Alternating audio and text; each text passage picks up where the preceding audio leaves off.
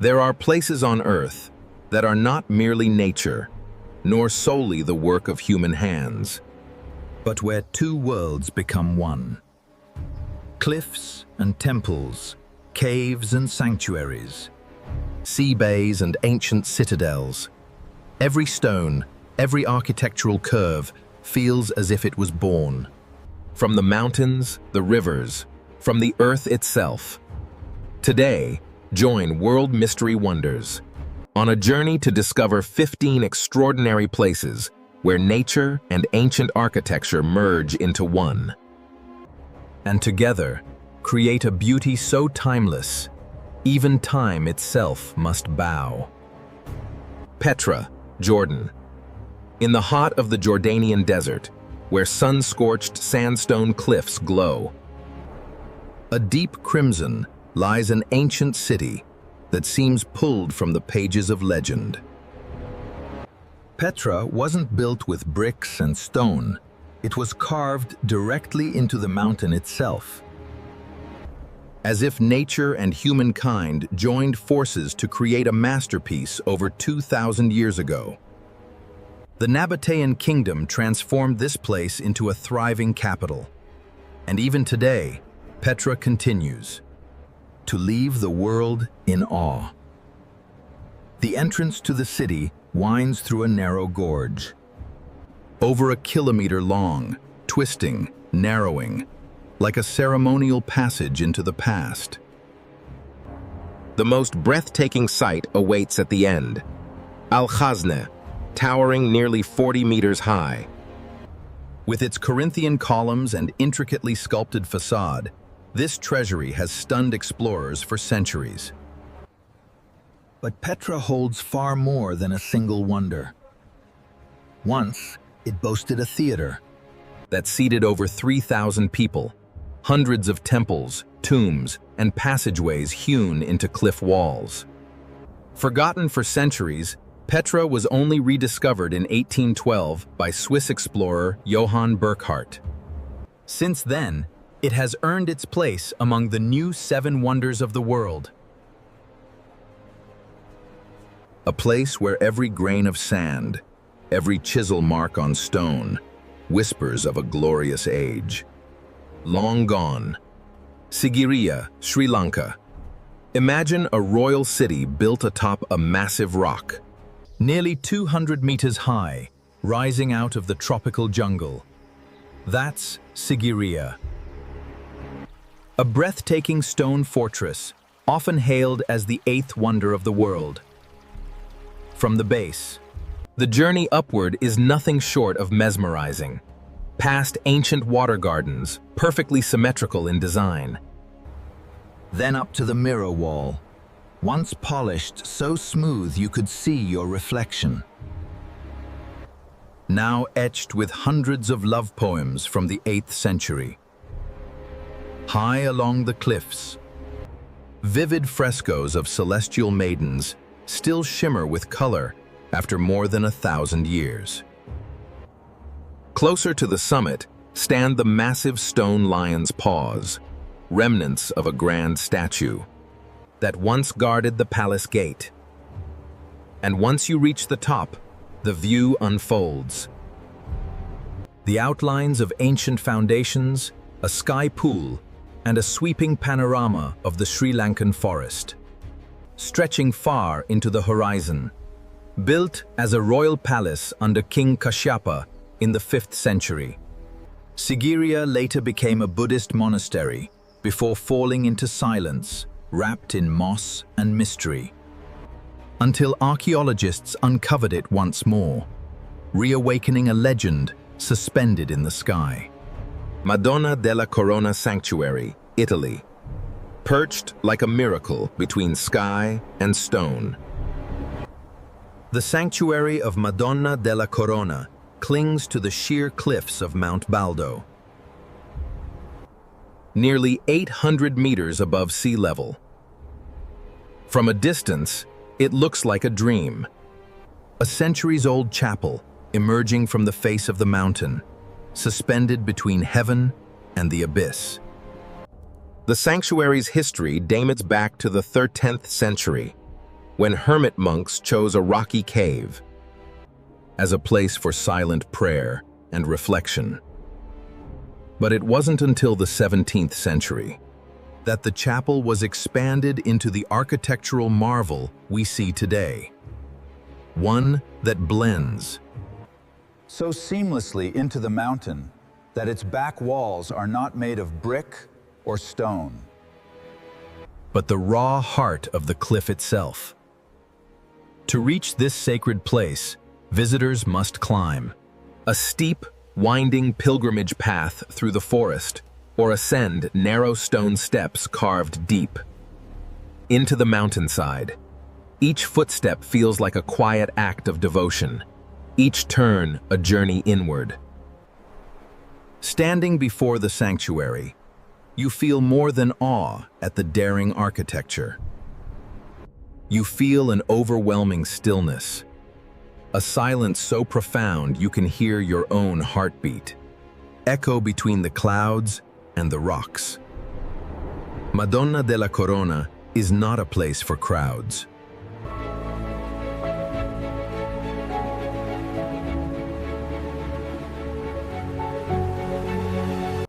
Meteora Monasteries, Greece. There may be no other place on earth that makes you feel as small and as reverent as Meteora, where ancient monasteries cling precariously to the tops of towering rock pillars, some rising nearly 400 meters above the valley floor. Since the 14th century, during times of war and chaos, Orthodox monks sought refuge in the sandstone mountains of Thessaly. But instead of hiding in caves or forests, they climbed these seemingly inaccessible stone spires, hauling each brick, each wooden beam, and built monasteries in the sky. For centuries, the only way up or down was by rope and pulley. People and supplies were hoisted in nets, swaying in mid-air. A true test of faith. In every sense. By the 16th century, Meteora was home to 24 active monasteries, each a spiritual fortress, a silent sanctuary floating above the clouds. Today, only 6 remain, in operation. Yet all still radiate the same otherworldly majesty they always have. As the sun sets, a golden hue washes over the cliffs. Monastery bells echo through the valley, and the faint silhouettes of robed monks move through the mist. In those moments, you'll swear you're witnessing something not of this world. Meteora, true to its name, is a place suspended in the air, where the soul feels free to rise and wander. With the wind, Mont-Saint-Michel, France. Some places make you wonder, is this the work of human hands or the dream of the sea itself? Mont-Saint-Michel, a medieval abbey, perched on a tidal island off the coast of Normandy, is one of Europe's most astonishing masterpieces. When the tide rises, the island becomes a lone fortress, adrift in the ocean. When the water retreats, a stone path emerges, as if revealed by magic. The first structure was built here in the 8th century, inspired by a vision in which the archangel Michael appeared to a bishop in a dream, commanding him to build a sanctuary atop the rock.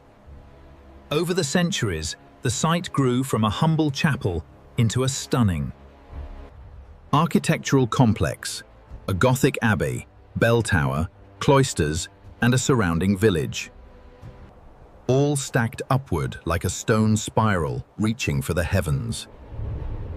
The abbey sits nearly 92 meters above sea level, and during the Middle Ages, it became the 3rd most important pilgrimage site in Christendom. Today, it draws over 3 million visitors. each year, regardless of whether the sea chooses to surround it or grant passage. And when night falls, golden lights shimmer across the dark water, and Mont-Saint-Michel seems to hover between dimensions, a sacred place where the line between heaven and earth blurs in the rhythm of the waves. Hanging Temple, China. At the foot of the majestic Hengshan Mountains in Shanxi Province, there stands a temple that appears to defy gravity. The Hanging Temple, or Suan Kong Si, clings to the sheer cliffside nearly 75 meters, above the valley floor, as if suspended in mid-air. Built over 1,500 years ago. During the late Northern Wei dynasty, the Hanging Temple is a breathtaking blend of architectural daring and spiritual devotion. Its entire structure is supported by timber beams, embedded deep into the rock face, giving it a fragile, almost weightless appearance. And yet, it has withstood centuries of wind, rain, and even earthquakes. Inside, the temple consists of 40 interconnected halls and pavilions, linked by narrow walkways, wooden bridges, and cliffside platforms. But what makes this temple truly one of a kind is its interfaith harmony.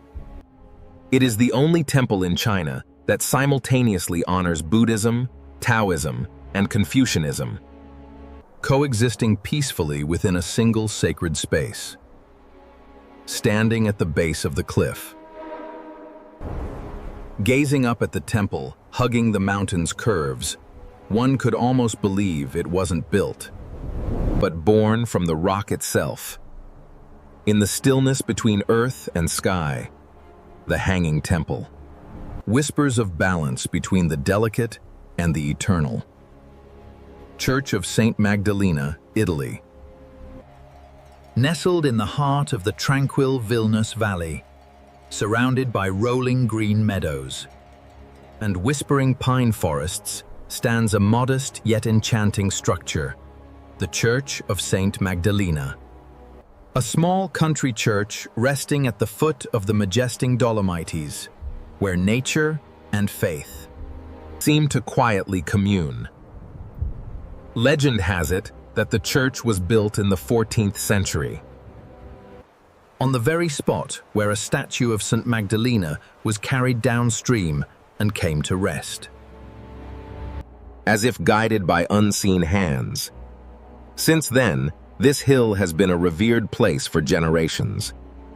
The church itself is simple: a pointed tiled roof, an ivory white facade, and a slender bell tower. But its unassuming beauty is precisely what makes it shine against the dramatic landscape. Behind it, the Odal mountain peaks rise like jagged teeth into the sky. Often veiled in mist or bathed in golden evening light. When the sun dips low and touches the silvery stone, the entire scene resembles a living oil painting, with the tiny church as the gentle brushstroke that completes the masterpiece. This is not a place of crowds or grandeur. It is a symbol of stillness and purity, a place where the soul can feel both humbled and comforted in the silent majesty of the natural world. Bagan, Myanmar. Not one temple, not two, but over 2,000 temples, stupas, and monasteries scattered across a vast plain along the banks of the Ayeyarwady River. Bagan, the ancient capital of the pagan kingdom, is one of the greatest religious, architectural landscapes on Earth. A place that once held more than 10,000 sacred structures built within just a few centuries. At its height, during the 11th to 13th centuries, Bagan was the heart of Theravada Buddhism, where kings competed in devotion by commissioning temples to earn merit. Each structure, whether grand or humble, is intricately adorned with carvings of the Buddha, lotus blossoms, mythical beasts, and scenes from sacred texts. But what makes Bagan truly breathtaking is how seamlessly nature embraces it all. In the early morning mist, the pointed spires pierce the sky. Like silent prayers, birds drift through the haze, and the rising sun casts its golden light across thousands of sunburnt brick rooftops. Today, many of these monuments bear the marks of time, some damaged by earthquakes, others left to crumble. But it is this quiet decay that gives Bagan its haunting allure. It needs no spotlight or embellishment. For each sunrise, as sunlight filters through ancient archways, is enough to awaken the echoes of a forgotten golden age buried in dust and silence. Civita di Bagnoregio, Italy. Perched atop a crumbling volcanic plateau, surrounded by eroded ravines in the region of Lazio lies Civita di Bagnoregio, a hilltop village that seems to float between sky and time. Italians call it La città che muore, the dying city, not because its spirit has faded, but because the land beneath it is slowly being worn away by the hands of time. Founded over 2,500 years ago by the ancient Etruscans, Civita once flourished as a bustling medieval town. But soft, unstable soil and centuries of geographic isolation have caused many residents to abandon it. Today, only a few dozen people live here, year-round. Yet the village's beauty remains untouched. The only way in is across, a narrow footbridge that stretches over the surrounding chasm, delicate yet striking. As you step onto the stone path leading into the village, it feels as though you're entering a portal through time. Tufa stone houses stand preserved. A tiny square hosts an ancient fountain, and ivy-draped walls echo stories of lives long lived. On foggy days, Civita appears to hover in mid-air, like a vision from a dream. And it is perhaps in this fragility that it becomes eternal. A surviving fragment of the old world suspended within the modern one. Our Lady of the Rocks, Montenegro. In the heart of the legendary Bay of Kotor, where still waters reflect the sky, and green mountains rise like ancient guardians, floats a tiny, man-made island, steeped in legend and devotion. This is Our Lady of the Rocks, a church quite literally, built on stone. According to local lore, in 1452, two fishermen discovered a statue of the Virgin Mary resting on a rocky outcrop in the bay. They brought it home, but by morning, it had mysteriously returned to the same spot. Believing this to be a divine sign, the people of the nearby town of Palast began dropping rocks at the site. Day after day, year after year, over time, from the depths of the sea, an island began to emerge, crafted from stone, faith, and the remains of sunken ships. Upon it, they built a charming church with a pale blue dome and an interior filled with hand-engraved silver votives, each one a story of gratitude and survival. Even today, on July 22nd each year, locals row out to the island. In a centuries-old ritual called fascinada, tossing new stones into the sea, began to emerge, crafted from stone, faith, and the remains of sunken ships. Resting atop turquoise waters, a symbol of unwavering faith and the human power. To turn belief into reality, the Eye of the Earth, Croatia, nestled among the rugged, limestone hills of southern Croatia, where wild forests and jagged cliffs embrace each other, an ancient river gently emerges from the earth. Not in a roar, but in a soft, steady breath. This is the Cetina River, and at its very source lies a little-known natural wonder, the Eye of the Earth. From above, the spring resembles a giant turquoise eye, crystal clear, rimmed in black, and plunging into mysterious depths. Divers have measured it to be over 155 meters deep, yet its true bottom remains undiscovered.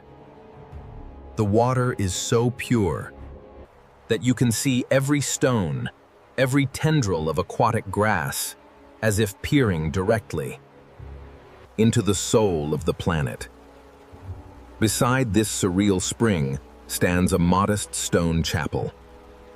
Built in the 9th century, almost hidden within the natural landscape. There are no signs, no crowds, only the sound of wind, the trickle of water, and a silence so profound. It feels timeless. This is not a common gathering place. But for those who have stood here, at the edge of this eye, staring down into its impossible stillness, the memory lingers. Like touching something ancient, sacred, and utterly untouched by time. Leshan Giant Buddha, China, where 3 mighty rivers converge in China's Sichuan. No crowds, only the sound of wind, the trickle of water, and a silence so profound. Gazing calmly down at the swirling waters below. This is the Leshan Giant Buddha, the largest stone Buddha in the world, towering at 71 meters high.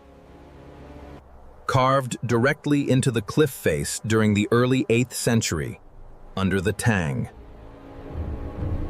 It feels timeless. This is not a common gathering place. But for those who have stood here, toenail could seat a grown adult. But what makes this monument truly remarkable?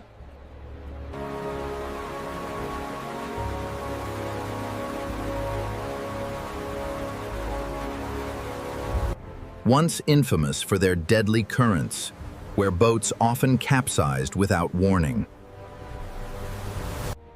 Legend tells of a monk named Hai Tong who began the carving, believing that the Buddhas